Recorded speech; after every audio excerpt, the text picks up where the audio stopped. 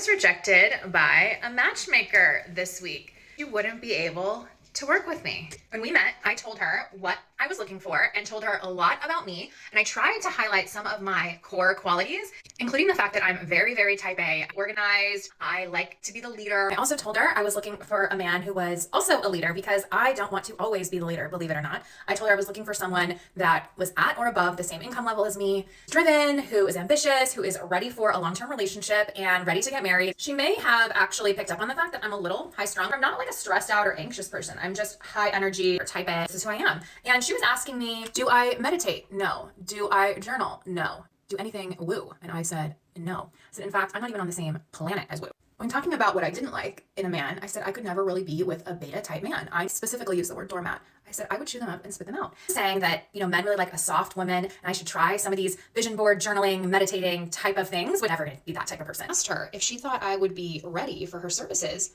Her response, she essentially said that I am not ready for her type of services because I have too much work to do. My walls are too high. I'm not ready for a long-term committed relationship at the ripe age of 38, where I've been in therapy for 10 plus years.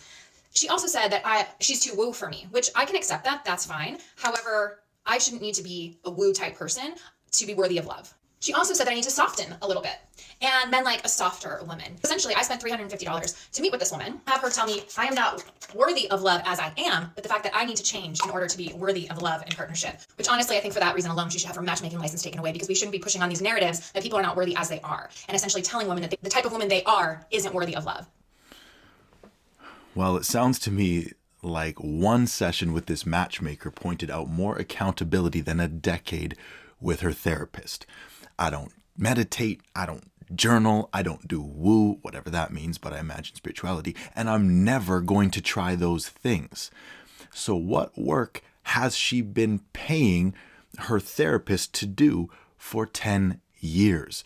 Gossip and confirmation bias sessions, I imagine. I don't know about you, but this woman sounds deeply disagreeable and completely uncoachable.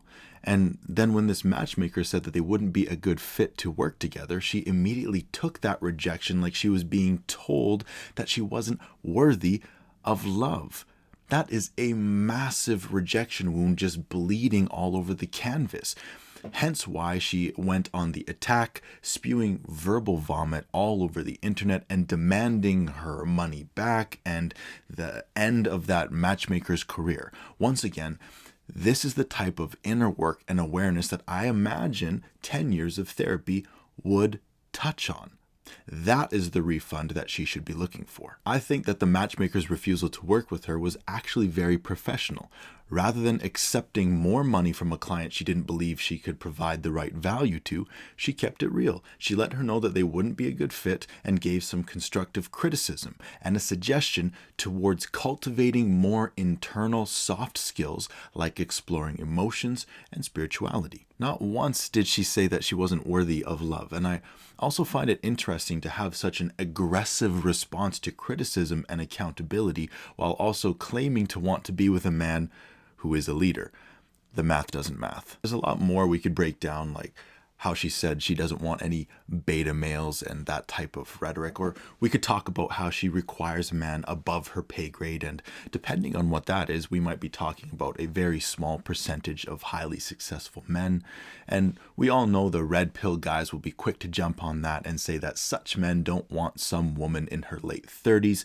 But it's deeper than that, as I don't think that any smart, successful men will be interested in building a home with a wounded type A personality. Type A includes aggressive, ambitious, highly competitive, preoccupied with status, workaholic, hostile, and lacking patience.